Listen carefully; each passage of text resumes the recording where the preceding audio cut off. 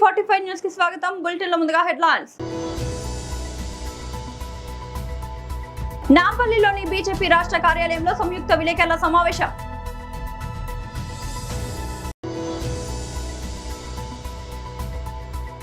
తెలంగాణ భవన్లో బీఆర్ఎస్ నేతల విలేకరుల సమావేశం.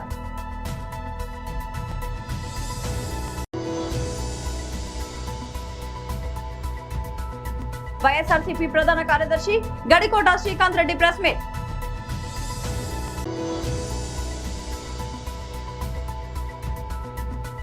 సుప్రీంకోర్టును ఆశ్రయించిన బండ్ల గణేష్. నాంపల్లిలోని బీజేపీ రాష్ట్ర కార్యాలయంలో సంయుక్త విలేకరుల సమావేశం. గత మాసం 24వ తేదీ నాడు మొదలైనటువంటి ఎస్ఐఆర్ కార్యక్రమం ఫస్ట్ ఫేజ్ అంటే జూన్ 25 నుంచి జూలై 24 వరకు ఉన్నటువంటి హౌస్ టు హౌస్ ఎన్యూమరేషన్ కార్యక్రమంలో ప్రధానంగా బూత్ లెవెల్ ఆఫీసర్సు ఇంటింటికి వెళ్ళి ఎన్యూమరేషన్ ఫామ్స్ని ప్రతి ఓటర్కు అందజేసేటువంటి బాధ్యత వారిపైన ఉండింది. కానీ ఈరోజు తిరిగి చూసుకుంటే ఇది పూర్తిగా అసంపూర్ణంగా ఉంది అనేటువంటి విషయం మేము పూర్తిగా రివ్యూ చేసిన తర్వాత ఎప్పటికప్పటికి వస్తున్నటువంటి సమాచారం అదే విధంగా ఉంది. ఈరోజు నిన్న కూడా మేము రివ్యూ చేసిన తర్వాత ఈ విషయాన్ని మేము ధృవీకరిస్తున్నాం. ఎస్ఐఆర్లో ఎన్యూమరేషన్ ఫామ్ తిరిగి ఇవ్వకపోతే ఓటర్కి తన ఓటు హక్కు కోల్పోయేటువంటి ప్రమాదం ఉంటుంది. కనుక ఇది చాలా కీలకమైనటువంటి ఘట్టం. అసలు ముందుగానే ఇది కొంచెం జాప్యం జరిగింది. బిఎల్ఓసు ముందుగా లేనటువంటి దాంతో కొన్ని చోట్ల చాలా ఆలస్యంగా మొదలైంది, అనేక రోజులు ఆలస్యంగా మొదలైంది. ఈనాటికి కూడా అనేక చోట్ల బిఎల్ఏలు సరైనటువంటి విధులు నిర్వహించడం లేదు. అప్పుడప్పుడు విషయాలు ఎన్నికల ప్రధాన అధికారి తెలంగాణ వారి దృష్టికి తీసుకెళ్ళినప్పుడు కొంతమందిని సస్పెండ్ చేయడం కానీ షోకాజ్ నోట్ ఇవ్వడం కానీ ఇట్లాంటివన్నీ కూడా జరుగుతూ వచ్చినాయి. అయితే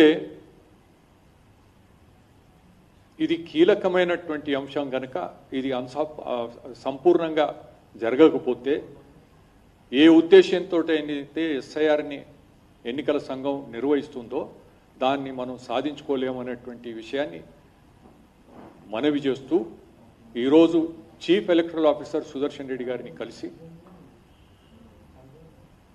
ఈ మొదటి దఫా 24 జూలైతో పూర్తయ్యేటువంటి దాన్ని ఒక నెల పొడిగించాలని చెప్పి కోరడం జరిగింది. వారు ఎన్నికల సంఘానికి మేము పంపించినటువంటి లేఖ మేము కూడా డైరెక్ట్గా కేంద్ర ఎన్నికల సంఘానికి కూడా పంపిస్తున్నాం. అయితే దీంతో చాలా అనేకమైన కీలక అంశాలు కూడా మేము దాంట్లో మనవి చేశాం. ఒకటి, రాష్ట్ర ప్రభుత్వంలో ఉన్నటువంటి కొందరు అధికారులను పోల్ అబ్జర్వర్స్గా పెట్టినామనేటువంటి మాట వారు చెప్పడం జరిగింది. రాష్ట్ర ప్రభుత్వ అధికారులు రాష్ట్ర ప్రభుత్వం ఆధీనంలో పనిచేస్తున్నటువంటి అధికారులు వారు సరైనటువంటి విధంగా న్యాయంగా వ్యవహరించకపోవడం పైన మాకు అనేకమైనటువంటి అనుమానాలు ఉన్నాయి. తెలంగాణ భవన్లో బీఆర్ఎస్ నేతల విలేకరుల సమావేశం. ఇప్పుడు దగ్గరలో మేము భూమి ఇస్తామని చెప్పి 10,000 మందికి ఉద్యోగాలు ఇచ్చేటువంటి ఒక మంచి ఇండస్ట్రీస్ను అమ్మారాజా ఇండస్ట్రీ గిగా కంపెనీ, ప్రపంచ పటంలోనే గిగా కంపెనీలు లిథియం బ్యాటరీవి తక్కువ ఉన్నాయి, ఏళ్ళ మీద పెట్టుకోవచ్చు. ఒక 5-6 కంపెనీలో ఇదొకటి. అంత పెద్ద గిగా కంపెనీ తీసుకొచ్చి ఫౌండేషన్ చేసినాం. ఇక్కడ చూడండి, నరసింహారెడ్డి గారు, కేటీఆర్ గారు ఫౌండేషన్ వేసినాం. ఫౌండేషన్ వేసిన తర్వాత ఇది ఐటీ టవర్ పక్కనే. భూమి మామూలుగా ఉన్నప్పుడు జయేష్ రంజన్ తీసుకొచ్చి చూపించినవి. తర్వాత ఐటీ టవర్ కట్టినాం. ఈ ఐటీ టవర్ కట్టినాం. ఇక్కడ అది ఐటీ టవర్, ఇది అమరాజా ఇండస్ట్రీ. ఇంత మంచి ఇండస్ట్రీస్ మేము తీసుకొస్తే మమ్మల్ని మెచ్చుకోలేదు కాదు కదా, మమ్మల్ని ఎంత బూతులు తిట్టినో చూడండి ఎలక్షన్ సమయంలో. ఈరోజు అదే స్థానిక శాసనసభ్యుడు, ఐటీ మంత్రి గారు, ముఖ్యమంత్రి గారు మాట్లాడినారు. మరి మేము రాజశేఖర రెడ్డి గారు ప్రారంభించిన పథకాన్ని పదే పదే అసెంబ్లీ కూడా చెప్పినాం, ఆరోగ్యశ్రీ రాజశేఖర రెడ్డి గారు ప్రారంభించినని. ఇంకా అనేక పథకాలు కూడా ఫీజు రియంబర్స్మెంట్ గురించి చెప్పినాం. మేము ఇంత మహబూబ్నగర్లో ఒక్క ఇండస్ట్రీ లేదు. ఆడ ఉన్న వాళ్ళు మహబూబ్నగర్ జిల్లా ప్రజలు చదువుకున్న వాళ్ళకు, ఇంజనీర్లకు, చదువుకోని వాళ్ళకు, అన్స్కిల్ లేబరు వాళ్ళందరికీ ఇవ్వాలి. మహబూబ్నగర్లో ఇలాంటి ఇంకా 10 కంపెనీలు తేవాలి, 1,00,000 మందికి ఉద్యోగాలు ఇవ్వాలి. మహబూబ్నగర్లో బస్సులు తిరుగుతుంటే, కంపెనీ బస్సులు తిరుగుతుంటే, కంపెనీ కార్లు తిరుగుతుంటే కిటకిట్లు ఆడాలా, హైదరాబాద్ దీనికి అభివృద్ధి చేయాలనే ఆలోచనతో మహబూబ్నగర్ మున్సిపల్ పరిధిలో 400 ఎకరాలు చిన్న గొడవ లేకుండా భూమి ఉన్న వాళ్ళకు, భూమి ఇచ్చిన వాళ్ళకు డబ్బులు ఇచ్చి వాళ్ళందరూ నొప్పించి తెస్తే ఒక్క మాట మెచ్చుకోలేదు కాదు కదా. ఎంత బూతులు మాట్లాడినా చూడండి. కనీసం ఈరోజు ముఖ్యమంత్రి గారు మాట్లాడుతూ, అరే చాలా కష్టపడి తెచ్చిండ్రు, మేము కొనసాగిస్తున్నాం, వాళ్ళు ఎన్నో కష్టాలు పడ్డారు, ఎన్నో తిట్లు తిన్నారు, ఎన్నో ఇబ్బందులు పడ్డారు. మహబూబ్నగర్లో ఒక చిన్న ఇండస్ట్రీ లేదు మహబూబ్నగర్ పరిధిలో, మరి ఇంత పెద్ద ఇండస్ట్రీ తెచ్చిండు. వారు మాట్లాడుతూ ప్రపంచంతో పోటీ పడుతున్నాడు అమరాజా ఇండస్ట్రీ, ఇక్కడ రావడం అదృష్టం, చైనాతో పోటీ పడుతుండు, గర్వకారణం అన్నాడు. మరి మా పేరు ఏదైనా చెప్తాడు అనుకున్నాం, మా ప్రభుత్వం పేరు ఏం చెప్తాడు అనుకున్నాం, మా ముఖ్యమంత్రి గారి పేరైనా చెప్తాడు అనుకున్నాం. కనీసం కష్టపడ్డ నా పేరైనా, జిల్లాని కదా నా పేరైనా చెప్తాడు అనుకున్నాం. కానీ ఏది ప్రస్తావన చేయలేదు. మరి ఎమ్మెల్యే గారు ఆ రోజేమో తిట్టిండు, ఈరోజు పెద్ద కంపెనీ అన్నాడు. దానికి సమాధానం చెప్పాలి. వైఎస్ఆర్సీపీ ప్రధాన కార్యదర్శి గడికోట శ్రీకాంత్ రెడ్డి ప్రెస్ మీట్. అదే మాట ధోరణితో పెట్టరేగిపోతున్నారు. అధికారం ఉంది కదా అని అహంకారము, లేకపోతే అధికారంలో ఉన్నాము, మాకున్నటువంటి మీడియా శక్తులు మాకున్నాయి, మేము మాట్లాడింది నిజం అనుకుంటారు ప్రజలు అన్నటువంటి దురాలోచన ఉందో తెలియదు. కానీ పదే పదే అవే దూషణలు, అవే అసత్యమైనటువంటి మాటలతో ప్రతిరోజు అది చావుకు పోయినా, పెళ్లికి పోయినా, ఎక్కడికి పోయినా ఒకటే వాయిద్యం అన్నట్టు, ఏ మీటింగ్కు పోయినా ఇదే వాయిద్యం. వ్యక్తిగతంగా జగన్ గారిని తిట్టడం. వీళ్ళ బాధ ఎందుకు అనంటే, జగన్ గారు ఉత్తరాంధ్రకు పోయినా, గోదావరి జిల్లాలకు పోయినా, ఏ ప్రాంతానికి వెళ్ళినా అక్కడ వస్తున్నటువంటి జనాలను చూసి వీళ్ళ ఆందోళన, వీళ్ళ యొక్క బాధ తెలియట్లేదు. ఆ బాధను వెళ్ళగక్కుకోవడానికో, లేకపోతే ఆ బాధను దిగమింగలేకో వ్యక్తిగత దూషణలకు, తిట్ల పురాణానికి వాళ్ళు దాన్ని ఎంచుకున్నారు. ఈరోజు కూడా ఒక్కటే, మీరు మాట్లాడుతున్న మాటలకు, మేము అడుగుతున్నటువంటి ఏదైతే ఫ్యాక్ట్స్ ఉన్నాయో అడుగుతున్నాం. మేము అది నిన్ననే చెప్పాం, వ్యక్తిగత దూషణలు చెయ్యము, మీరు తిట్టేటివన్నీ కూడా ప్రజల కోసం భరిస్తాం, మేము ప్రజల కోసం ప్రశ్నిస్తాం, ప్రజలకు సమాచారం ఇస్తాం. ఒక ప్రతిపక్ష పార్టీగా మా బాధ్యతను అది మాత్రమే మేము చేస్తామన్నటువంటిది నిన్న చెప్పాను మీకు. అదే మళ్ళీ చెప్తున్నాను ఈరోజు. చంద్రబాబు నాయుడు గారు ఎక్కడికో జలహారతికి వెళ్ళి ఈ ప్రాజెక్టులన్నీ నేనే చేశాను, ఆంధ్రప్రదేశ్ అన్నపూర్ణంగా మారడానికి కారకులు నేను, కేఎల్ రావు గారు శ్రీశైలం ప్రాజెక్టు నాగార్జున సాగర్ కట్టారు, మిగతావన్నీ నేను కట్టానని మాట్లాడుతున్నాడు. 2004లో రాజశేఖర రెడ్డి గారు వచ్చిన తర్వాత ప్రాజెక్టులకు నిర్లక్ష్యం చేశారట.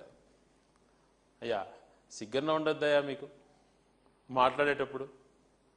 ప్రాజెక్టులు కట్టడము దండగా, వ్యవసాయమే దండగా అని చెప్పి మీరు పుస్తకంలో రాసి, ఏ ప్రాజెక్టుకు కనీసం ₹1 కేటాయించకుండా ఈరోజు మీరు చెప్పేటువంటి మొట్టమొదటిది వెలుగొండ ప్రాజెక్టును నేనే శంకుస్థాపన చేశాను, నేనే పూర్తి చేశాను అంటాడు.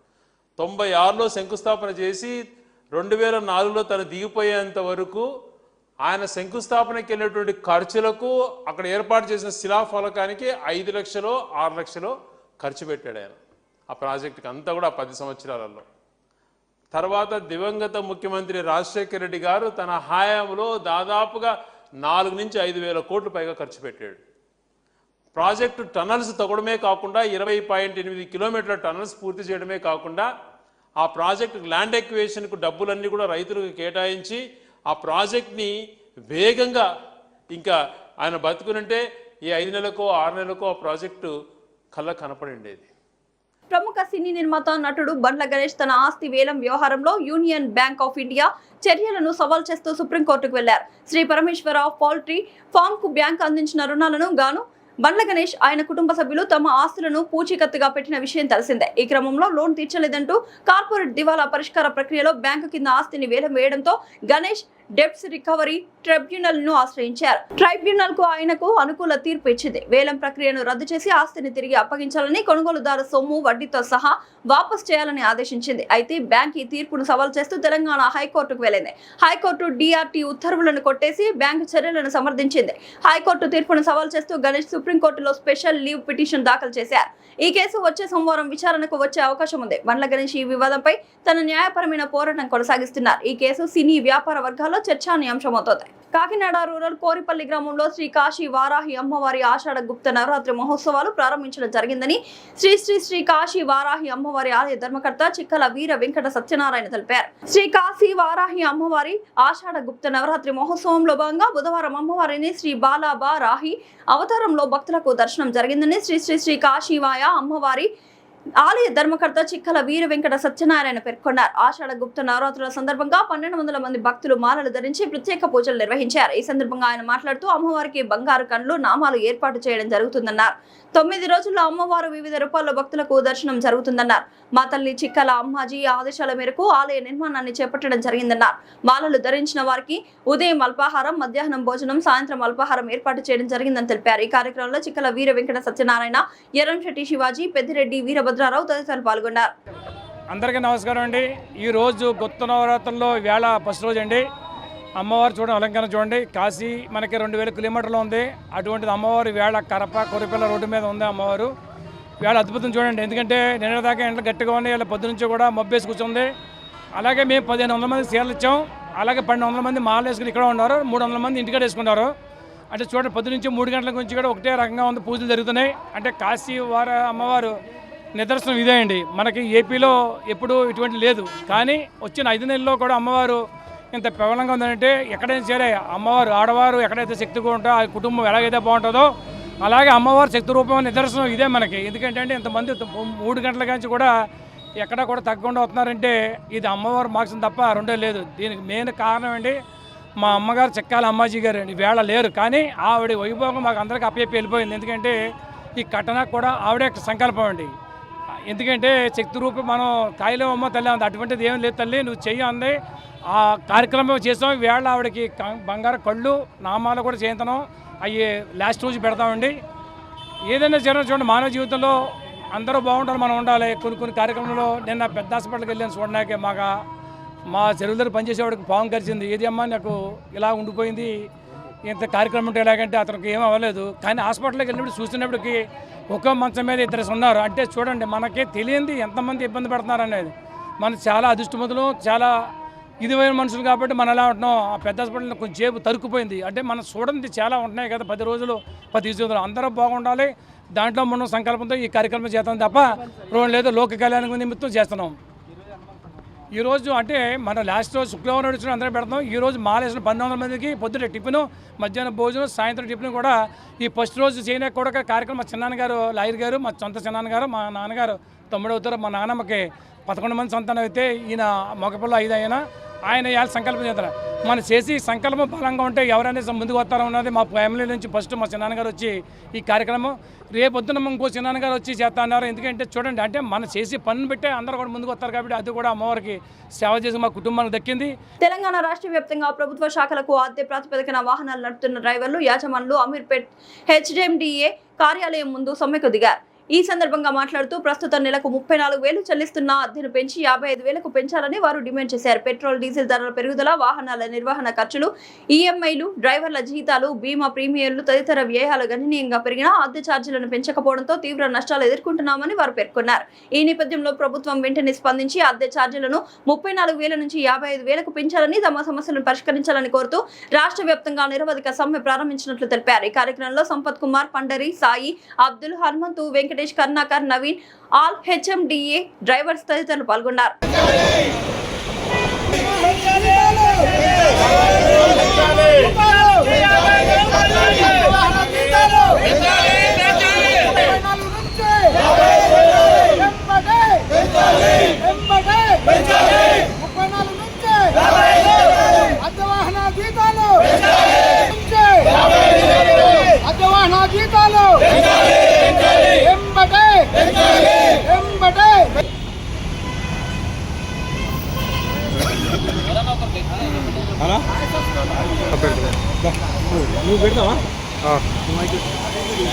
అందరికీ నమస్కారం.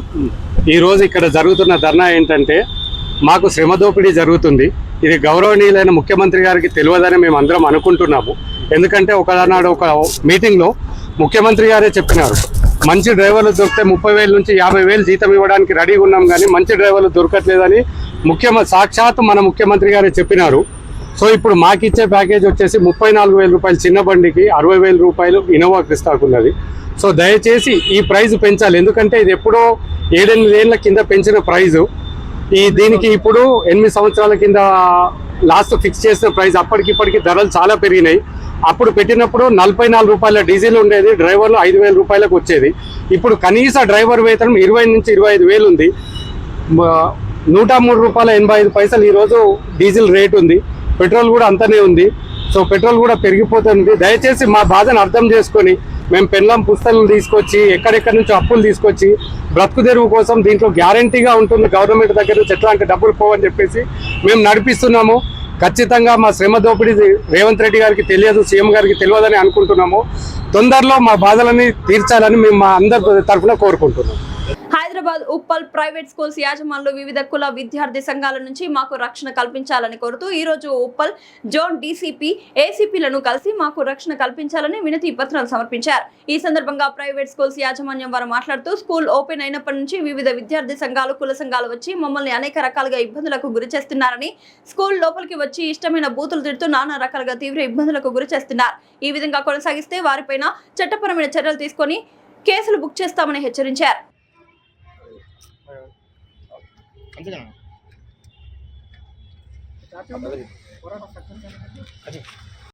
Today we have gathered here to express our problem, what we faced with this unions, students union and other people who come and demand money from us, so that we faced lot of problem. We have been tortured by those people. So to avoid this, we went to the Deputy Commissioner of Police and also Assistant Commissioner. They have expressed positive approach to us. They said that we have some certain sections which makes us not to get into the premises. So that sections they will be disclosing to us, and we are going to stop permanently this problem, which will help so many schools management and correspondents, so that they can have a peaceful atmosphere in the school premises. Thank you. Deputy Commissioner of Police and Assistant Commissioner of Police ని కలవడం జరిగింది. ఏ విషయంలో అంటే ఈ విద్యార్థి సంఘాల పేరుతో, తర్వాత కుల సంఘాల పేర్లతో, తర్వాత రిజిస్టర్ కాని ఈ యూట్యూబ్ ఫేక్ జర్నలిస్టుల ప్రాబ్లమ్స్ ఎక్కువైపోయినాయి. ఈ బడ్జెట్ స్కూల్స్ మేము తక్కువ ఫీజుతో మంచి క్వాలిటీ ఎడ్యుకేషన్ ఇస్తూ ఉంటే వీళ్ళు వచ్చి డిస్టర్బ్ చేయడం, మా వాల్యుబుల్ టైంని వాళ్ళు చేయడం, తర్వాత హరాజ్ చేయడం, స్ట్రెస్ పాస్ కావడం. స్ట్రెస్ పాస్ అంటే లోపలికి అనుమతి లేకుండా రావడం, తర్వాత ఈ సేఫ్టీ నార్మ్స్, చిల్డ్రన్ అండ్ టీచర్స్కి సేఫ్టీ ఇవ్వాల్సిన బాధ్యత మాదే కాబట్టి దాన్ని థ్రెటన్ చేయడం, స్ట్రెస్ పాస్గా లోపలికి వచ్చేసి ఇది లోపలికి అనథరైజ్డ్ ఎంట్రీ, తర్వాత భయభ్రాంతులకు గురి చేయడం జరుగుతుంది. ఈ విషయంలో మేము పోలీస్ సహాయం తీసుకుంటున్నాం. ఈరోజు deputy commissioner of police Suresh గారిని కలవడం జరిగింది.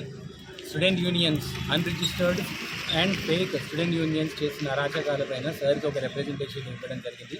ఇమీడియట్గా ఏసీపీ సార్ని కూడా కలిసాము, వెంకటరెడ్డి గారిని. చాలా మోటివేట్ చేశారు, మా అందరి కరెస్పాండెంట్స్ని కూర్చోబెట్టి చాలా ధైర్యం ఇచ్చారు వాళ్ళు. సో పబ్లిక్గా మేము అనౌన్స్ చేసే స్టేట్మెంట్ ఏంటంటే, no student union has a right to enter into a school. Very simple and straightforward statement. మీకు ఏదైనా ప్రాబ్లం ఉంటే రిప్రజెంటేషన్ ఇవ్వండి. మా స్కూల్లో 3 సంవత్సరాల నుంచి 15 సంవత్సరాలు చదువుకునే చిన్న పిల్లలు ఉంటున్నారు. మీరు డైరెక్ట్గా ఎంటర్ అయ్యి క్లాస్ రూమ్లోకి పోయి ఇష్టం వచ్చినట్టు మీరు బూతులు మాట్లాడుతూ మీ లాంగ్వేజ్ చూస్తూ వాళ్ళు భయపడుతున్నారు. టీచర్లు స్కూల్లోకి రావాలంటే పని చేయాలంటే భయపడుతున్నారు. మీ పిచ్చేషాలు ఏమైనా ఉంటే బయట పెట్టుకోండి, కానీ ఈ స్కూల్లోకి వచ్చి తమాషాలు చేస్తాము, పిచ్చి నాటకాలు ఆడతామంటే మాత్రం ఇక్కడి నుంచి కుదరదు. ప్రెస్ పాసింగ్ కేసులు క్లియర్గా సెక్షన్స్తోని ఒక స్టిక్కర్ ప్రతి స్కూల్ ముందు పెట్టడం జరుగుతుంది. ఇంకొకటి, పెద్ద యూనియన్స్ కానివ్వండి, లేకపోతే ఏదైతే పేరున్న యూనియన్స్ ఉన్నాయో స్టూడెంట్ యూనియన్స్, వాళ్ళు పని మంచిగా చేస్తున్నారు, వాళ్ళు సపోర్టివ్గా కూడా ఉన్నారు. కానీ వీళ్ళ ముసుగులో, స్టూడెంట్ యూనియన్ ముసుగులో చిన్న అన్రిజిస్టర్డ్ ఫేక్ యూనియన్స్ ఏవైతే ఉన్నాయో వాళ్ళు మాత్రం మరీ బరితెగిస్తున్నారు. చిన్న పెద్ద తేడా లేకుండా ఒక 20-25 సంవత్సరాలు కూడా ఉండరు పిల్లలు. 50 సంవత్సరాల నుంచి స్కూల్ నడిపిస్తున్న వాళ్ళ దగ్గరికి వెళ్ళి నోటికి వచ్చిన బూతులు మాట్లాడతారు. అసలు ఏం చూసుకొని ఈ అహంకారం అనుకుంటున్నారో లేకపోతే ఏం చేద్దామని వీళ్ళ ఉద్దేశం అర్థం కావట్లేదు. ఈ రోజు నుంచి ఏ కరెస్పాండెంట్ని కానీ మీరు ఒక బూతు కానీ లేకపోతే ఇబ్బంది పెట్టిన సందర్భాలు మాకు కనిపిస్తే మేము ఇక్కడి నుంచి వదిలే సమస్య అయితే లేదు. బులెటిన్ ముగించే ముందు హెడ్లైన్స్ మరోసారి. నాంపల్లిలోని బీజేపీ రాష్ట్ర కార్యాలయంలో సంయుక్త విలేకరుల సమావేశం.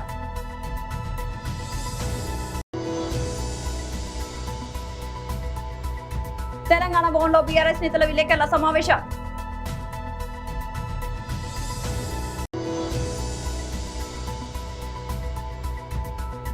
వైఎస్ఆర్సీపీ ప్రధాన కార్యదర్శి గడికోట శ్రీకాంత్ రెడ్డి ప్రెస్ మీట్.